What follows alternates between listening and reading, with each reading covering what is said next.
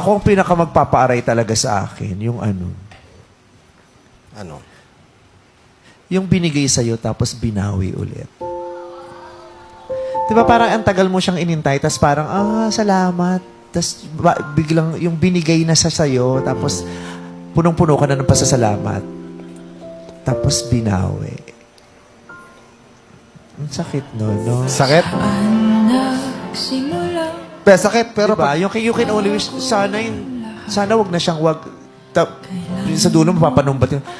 Sana hindi mo na lang binigay kung babawiin mo pala. Kasi diba, hindi mo naman maiintindihan agad yung rason kung bakit binawi. Yung ganun. Yun lang.